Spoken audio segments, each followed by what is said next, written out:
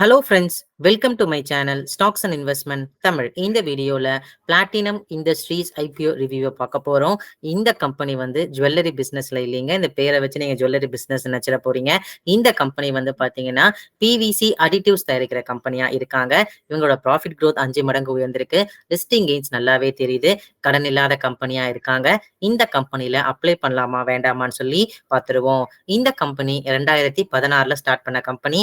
இந்த கம்பெனி வந்து பாத்தீங்கன்னா ஸ்டெபிலைசர் தயாரிக்கிற கம்பெனியா வந்து இருக்காங்க. அதுவும் இந்த பிவிசி ஸ்டெபிலைசர், லெட் பேசிட் ஸ்டெபிலைசர். இவங்களோட முக்கியமான அப்ளிகேஷன்ஸ் எங்க இருக்குன்னா இந்த பிவிசி பைப்ஸ், அதுக்கப்புறம் வந்து பாத்தீங்கன்னா இந்த பிவிசி ஜாயின்ஸ் எல்லாம் யூஸ் பண்ணுவாங்கல்ல, அதுல வந்து இவங்களோட ஸ்டெபிலைசரும் சரி, இவங்க லூப்ரிகன்ஸும் சரி யூஸ் பண்ணிக்கிட்டு இருக்காங்க. இந்த கம்பெனியோட பினான்சியல் ஸ்டேட்மெண்ட்ஸ் பார்ப்போம். இந்த கம்பெனி 2021 இன்கமா 89 கோடி, ப்ராஃபிட்டா 4 கோடி. 2022 ரெவன்யூ வந்து 189 கோடி, ப்ராஃபிட் 17 கோடி. 2023 ரெவன்யூ 232 கோடி, ப்ராஃபிட் 37 கோடியா இருக்கு. 6 months ஃபினான்ஷியல் இயர் 2024 இவங்க டோட்டல் இன்கம் 123 கோடி, ப்ராஃபிட் 22 கோடியா இருக்கு. ஸோ இந்த கம்பெனி 4 கோடி அளவுக்கு 2021 ப்ராஃபிட் பார்த்திருக்காங்க. அது 2023 37 கோடி, 8 மடங்கு அவங்களோட ப்ராஃபிட் வந்து உயர்ந்திருக்கு. இதே 6 month ஃபினான்ஷியல் இயர் 2024 கம்பேர் பண்ண சொல்லும்போது 5 மடங்கு உயர்ந்திருக்கு. இதை நம்ம தம்ப்நெயில்ல போட்டிருந்தோம். இந்த கம்பெனியோட EPS 6 months financial year 2024 data படி ₹5.73 இருக்கு. Net asset value per share 21.13 இருக்கு. டோட்டல் பாரோயிங்ஸ் வந்து பாத்தீங்கன்னா 11 கோடி அளவுக்கு இந்த கம்பெனி வச்சிருக்காங்க. கணிசமா 2022 இருந்து 6 months ஃபினான்ஷியல் இயர் 2024 அவங்களோட பாரோயிங்ஸ் வந்து குறைச்சிருக்காங்க.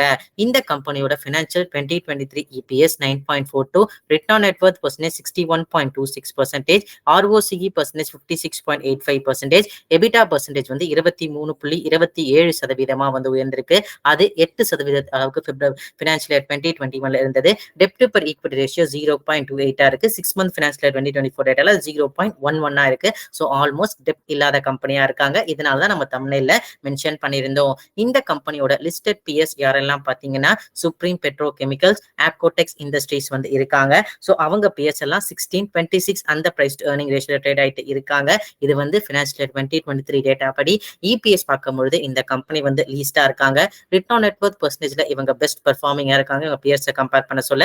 நெட் அசெட் வேல்யூ பெர் ஷேர்ல இவங்க பியர்ஸை கம்பேர் பண்ண சொல்ல குறைவா இருக்காங்க. ரெவன்யூ வைஸ் இந்த கம்பெனி 231 கோடி அளவுக்கு ரெவன்யூ பார்க்குற கம்பெனியா இருக்காங்க.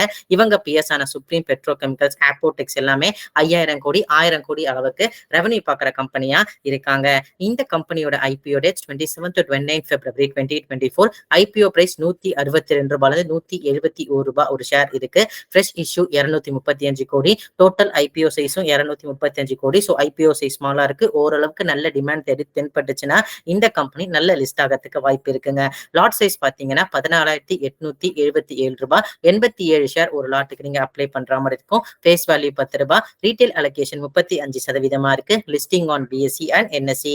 இந்த கம்பெனியோட allotment date 1st March 2024, initiation of free funds 4th March 2024, transfer of shares to demat account 4th March 2024, IPO listing date வந்து 5th March 2024 இருக்கு. இப்போ இந்த கம்பெனியோட ஃபண்டமெண்டல்ஸ் எப்படி இருக்கு, ஃபினான்ஷியல் பெர்ஃபார்மன்ஸ் எப்படி இருக்கு, valuation, short term, long term, listing age எப்படி இருக்க போகுதுன்னு சொல்லி பார்த்துருவோம். இந்த கம்பெனி வந்து பாத்தீங்கன்னா ஐபிஓ மணியை யூஸ் பண்ணி அவங்களோட மேனுஃபேக்சரிங் ஃபெசிலிட்டிஸ் இன்னும் கொஞ்சம் எஸ்டாப்ளிஷ் பண்ண போறாங்க. முக்கியமா அவுட் சைட் இந்தியால எகிப்திலையும் மகாராஷ்டிராலையும் வந்து தொடங்க போறாங்க. இது அந்த கம்பெனிக்கு வந்து பாசிட்டிவா இருக்கு. ஓவராலா இவங்க இருக்கிற இண்டஸ்ட்ரியில, அதாவது இவங்க இருக்கிற இந்த ஸ்டெபிலைசர் செக்மெண்ட்ல 3rd பொசிஷன்ல வந்து இருக்காங்க. 13% அளவுக்கு மார்க்கெட் ஷேர் உள்ள கம்பெனியா வந்து இருக்காங்க ஃபினான்ஷியல் இயர் 2023 டேட்டா படி. இந்த கம்பெனியோட ஃபினான்ஷியல்ஸ் எடுத்து பாத்தீங்கன்னா எபிட்டா மார்ஜின்ஸ் 8% இருந்து 21% அளவுக்கு உயர்ந்திருக்கு. நெட் ப்ராஃபிட் மார்ஜின்ஸ் 5% இருந்து 18.59% உயர்ந்திருக்கு. ரெவன்யூ ஃபினான்ஷியல் இயர் 2020 to 2023 48.8% அளவுக்கு சிஏஜிஆர் இன்க்ரீஸ் ஆயிருக்கு. கிராஸ் ப்ராஃபிட் மார்ஜின் 92.4% அளவுக்கு சிஏஜிஆர் இன்க்ரீஸ் ஆயிருக்கு.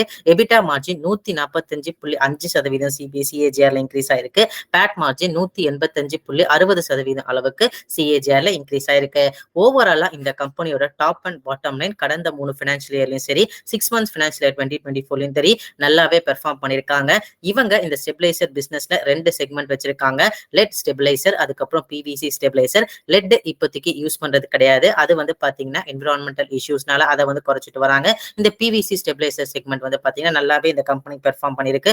ஓவராலா இந்த ஸ்டெபிலைசர் பிசினஸ் தான் இவங்க இருக்கிற லூப்ரிகன்ஸ் அடிட்டிவ் செக்மெண்ட்ல வந்து இந்த ஸ்டெபிலைசர் பிசினஸ் தான் நல்ல ரெவன்யூ வந்து இந்த கம்பெனிக்கு கொடுத்துட்டு இருக்கு.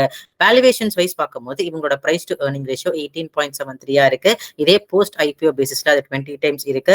ROE சரி ROCE பர்சன்ட் சரி 90.02% 56.85% இருக்கு. டெப்ட் பெர் ஈக்விட்டி ரேஷியோ 0.13 இருக்கு. ஓரளவுக்கு கடன் இல்லாத கம்பெனியா இருக்காங்க. Return on net Worth percentage 61.26% இருக்கு. பிரைஸ் டு புக் வேல்யூ மட்டும் 11 டைம்ஸ் இருக்குங்க. அது என்னைய பொறுத்த வரைக்கும் கொஞ்சம் ஹையர் சைடா வந்து இருக்கு. ஏன்னா 11 டைம்ஸ் புக்கு வந்து இந்த ஐபிஓ பிரைஸ் கொஞ்சம் ஜஸ்டிஃபைபிளா இல்ல இவங்க இருக்கிற growth கம்பேர் பண்ண சொல்ல. இவங்க பியர்ஸ் எல்லாமே வந்து பாத்தீங்கன்னா 37 and 40 பிரைஸ் டு ஏர்னிங் ரேஷியோல ட்ரேட் ஆயிட்டு இருக்காங்க. 7 டைம்ஸ் and 5 டைம்ஸ் புக்ல வந்து ட்ரேட் ஆயிட்டு இருக்காங்க. So price to earning ratio படி கொஞ்சம் வேல்யூவேஷன்ஸ் கேப் இருக்கு. அதனால இந்த ஸ்டாக் கொஞ்சம் ரன் அப் ஆகிறதுக்கு வாய்ப்பு இருக்கு. ஆனா பிரைஸ் டு புக் வேல்யூ என்னைய பொறுத்த வரைக்கும் 11 டைம்ஸ் கொஞ்சம் ஹையர் சைடா தான் வந்து இருக்கு. இந்த கம்பெனியோட கரண்ட் கிரே மார்க்கெட் பிரீமியம் எவ்வளவு இருக்குன்னா 55 ரூபாய் ஒரு ஷேருக்கு இருந்து 226 ரூபாய்க்கு இந்த ஷேர் லிஸ்ட் ஆக வாய்ப்பு இருக்கு. 32.16% வந்து லிஸ்டிங் கெயின்ஸ் தர வாய்ப்பு இருக்கு ஒரு ஷேர். இது வந்து subject to market condition. Plus இந்த கம்பெனி வந்து பாத்தீங்கன்னா இன்ஃப்ராஸ்ட்ரக்சர் எக்கனாமியை நம்பி இருக்கிற பிசினஸ். ஏன்னா பிவிசி பைப்ஸ்ல வந்து எவ்வளவு பிசினஸ் இருக்கோ அதை பொறுத்தா இவங்களோட அடிட்டிவ் பிசினஸும் வந்து ஓட போகுது. அது இந்தியாவோட growth ஸ்டோரியை நம்பியும் இருக்கு. இந்த கம்பெனியோட ரிஸ்க் என்னன்னு எனக்கு தெரியுதுன்னா 11 டைம்ஸ் புக் வந்து கொஞ்சம் ஹையர் சைடா வந்து இருக்குங்க. ஏன்னா அவங்க பிஎஸ்லாம் வந்து 5 டைம்ஸ் 7 டைம்ஸ் புக்ல தான் வந்து இருக்காங்க. பிளஸ் இந்த கம்பெனி வந்து பாத்தீங்கன்னா B2B செக்மெண்ட்ல வந்து இருக்காங்க.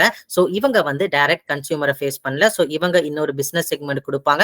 அந்த பிசினஸ் செக்மெண்டோட வந்து ரெவன்யூ அண்ட் ப்ராஃபிட் அவங்களோட ப்ரொவிஷன்ஸை பொறுத்தா வந்து இந்த கம்பெனியோட ரெவன்யூ அண்ட் ப்ராஃபிட் வந்து நிர்ணயிக்க போகுது. பிளஸ் இந்த B2B செக்மெண்ட்ல முக்கியமான விஷயமா நான் என்ன பாக்குறேன்னா கஸ்டமர் கான்சென்ட்ரேஷன் வந்து இந்த கம்பெனி கொஞ்சம் அதிகமாவே இருக்கு. டாப் 5 கஸ்டமர்ஸ் 80% ரெவன்யூக்கும் டாப் 10 கஸ்டமர் 90% ரெவன்யூக்கும் கான்ட்ரிபியூட் பண்றாங்க. பிளஸ் நம்பர் ஆஃப் கஸ்டமர்ஸ் இவங்க சர்வீசஸ் பண்ணது வந்து பினான்சியல் இயர் 2023ல 250க்கு மேல இருந்தது. இப்போ அது 170 அளவுக்கு வந்து குறைஞ்சிருக்கு. அது நான் முக்கியமான ஒரு பிளாகா வந்து பாக்குறேன். பிளஸ் இந்த கம்பெனியோட கெபாசிட்டி யூட்டிலைசேஷன் வந்து 60% அளவு கீழே இருக்கு. அதாவது 100 பொருள் தயாரிக்க வேண்டிய இடத்துல வெறும் 50 பொருள் அளவுக்கு தான் வந்து தயாரிச்சிருக்காங்க. அது நம்ம நோட் பண்ண வேண்டிய விஷயமா இருக்கு. ஏன்னா இவங்க B2B செக்மெண்ட்ல இருக்கிறதுனால சில ப்ரொமோட்டர் குரூப்ல இருக்க சில மெம்பர்ஸ் வந்து சில டிஃபால்ட்டும் வந்து பண்ணிருக்காங்க இந்த லோன் ரீபேமெண்ட்ல. அதுக்கப்புறம் வந்து சரி பண்ணிருக்காங்க. இது நான் இங்க சொல்ல விரும்புறேன். ஓவராலா குளோபல் எக்கனாமிக் வந்து பாத்தீங்கன்னா ஸ்லோ டவுன் ப்ராசஸ்ல தான் இருக்க போகுது. ஏன்னா இவங்க பண்ற பொருள் வந்து பாத்தீங்கன்னா பிவிசி பைப்ஸ் யூஸ் பண்ணுவாங்க. இந்த பிவிசி பைப்ஸ்லாம் வந்து இன்ஃப்ராஸ்ட்ரக்சர் இரிகேஷன் ப்ராடக்ட்ஸ் அந்த ப்ராஜெக்ட்ஸ் அந்த மாதிரி வந்து யூஸ் பண்ணுவாங்க. சோ அதுல ஏதாவது வந்து ஹை இன்ட்ரெஸ்ட் ரேட் சைக்கிள்ல ஸ்லோ டவுன் வந்து இருந்துச்சுன்னா இந்த கம்பெனி வந்து பாதிக்கப்பட வாய்ப்பு இருக்கு. சோ மேக்ரோ எக்கனாமிக் கண்டிஷன்ஸ் தான் வந்து இவங்களோட ரெவன்யூ அண்ட் ப்ராஃபிட் மார்ஜின்ஸை வந்து நிர்ணயிக்க போகுது. So global economic slow down வந்து இருக்கிறதுக்கு வாய்ப்பு இருக்குன்னு சொல்லி எஸ்டிமேட் பண்ணிருக்காங்க. முக்கியமா எமர்ஜிங் அண்ட் டெவலப்பிங் ஏசியா மார்க்கெட்டோட growth வந்து 5.4% 2023ல இருந்தது. 5.2% 2024லயும் 4.8% 2025லயும் வந்து குறையத்து வாய்ப்பு இருக்குன்னு சொல்லி எதிர்பார்க்கப்படுது. ஏன்னா இந்த குளோபல் பொலிட்டிக்கல் டென்ஷன்ஸ் அதுக்கப்புறம் வந்து பார்த்தீங்கன்னா இந்த இன்ட்ரெஸ்ட் ரேட் சைக்கிள்ஸ் அதெல்லாம் சரி. சோ இவங்க இருக்கிற இந்த பிவிசி ஸ்டெபிலைசர் மார்க்கெட் செக்மெண்ட்டும் வந்து வெறும் 3.7% CAGRல இன்க்ரீஸ் ஆக வாய்ப்பு இருக்கு. 2023 to 2027 காலகட்டத்துல வந்து மதிப்பீடு செய்யப்படுது. இது இந்தியா ஜிடிபியை விட ரொம்பவே குறைவா இருக்கு. பட் இந்த கம்பெனிக்கு ஒரு பாசிட்டிவான விஷயம் என்னன்னு பாத்தீங்கன்னா எக்ஸ்போர்ட் மார்க்கெட்டோட டொமஸ்டிக் மார்க்கெட்ல நிறைய கான்சென்ட்ரேட் பண்றாங்க. சோ மோர் ஓவர் இந்தியால இன்ஃப்ராஸ்ட்ரக்சருக்கு எவ்வளவு ஸ்பெண்ட் பண்றாங்களோ இரிகேஷன் ப்ராஜெக்ட்ஸ்க்கு எவ்வளவு ஸ்பெண்ட் பண்றாங்களோ அது இந்த கம்பெனிக்கு பாசிட்டிவ். ஆனா அந்த செக்மெண்ட்ல இவங்களோட கஸ்டமர்ஸ் இருந்தா இந்த கம்பெனி வந்து நல்ல ரெவன்யூ பார்க்கறதுக்கு வாய்ப்பு இருக்கு. சோ ஓவராலா இந்த கம்பெனிக்கு லிஸ்டிங் கெயின்ஸ் அப்ளை பண்றவங்க நான் என்ன சொல்ல விரும்புறேன்னா சோ சுமாரான அளவுக்கு லிஸ்டிங் கெயின்ஸ் கிடைச்சாலே நல்லதுன்னு சொல்லி நினைச்சுக்கோங்க. 30% அளவுக்கு தான் இப்ப லிஸ்டிங் கெயின்ஸ் வந்து இருக்கு. Short term and long term investors நான் என்ன சொல்ல விரும்புறேன்னா இந்த கம்பெனி வந்து B2B செக்மெண்ட்ல வந்து இருக்காங்க.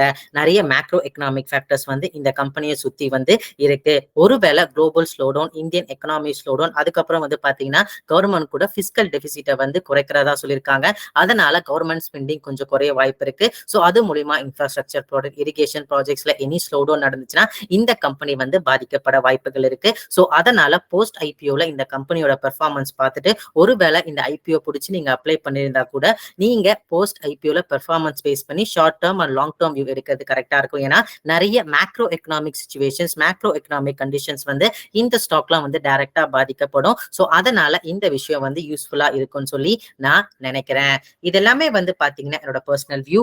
நீங்க இந்த மாதிரி ஸ்டாக்லயோ ஐபிஓலயோ இன்வெஸ்ட் பண்றதுக்கு முன்னாடி ஒரு தடவை சிபில் ரிஜிஸ்டர் ஃபினான்ஷியல் அட்வைசரை மறக்காம கன்சல்ட் பண்ணும். ஏன்னா நான் சிபில் ரிஜிஸ்டர் ஃபினான்ஷியல் அட்வைசர் வந்து கிடையாது. 1 or 2 டைம்ஸ் நீங்க அனலைஸ் பண்ணும். உங்களோட பணத்தை உங்களுக்கு எங்க இன்வெஸ்ட் பண்ணணும்னு சொல்லி நல்லாவே தெரியும். ஏன்னா உங்களோட ரிஸ்க் ஸ்ட்ராட்டஜி உங்களுக்கு நல்லாவே தெரியும். சோ கண்டிப்பா நீங்க அனலைஸ் பண்ணும் எந்த ஒரு இன்வெஸ்ட்மெண்ட் மேக் பண்றதுக்கு. பண்றதுக்கு முன்னாடி இந்த ஒரு video buy or sell recommendation வந்து கிடையாது. இந்த வீடியோ உங்களுக்கு பிடிச்சிருந்தா லைக் பண்ணுங்க. ரெகுலர் வீடியோ அப்டேட்டுக்கு பெல் ஐகானை கிளிக் பண்ணுங்க. மறக்காம stocks and investment Tamil channel subscribe பண்ணுங்க. தேங்க்ஸ் ஃபார் வாட்சிங் stocks and investment Tamil channel.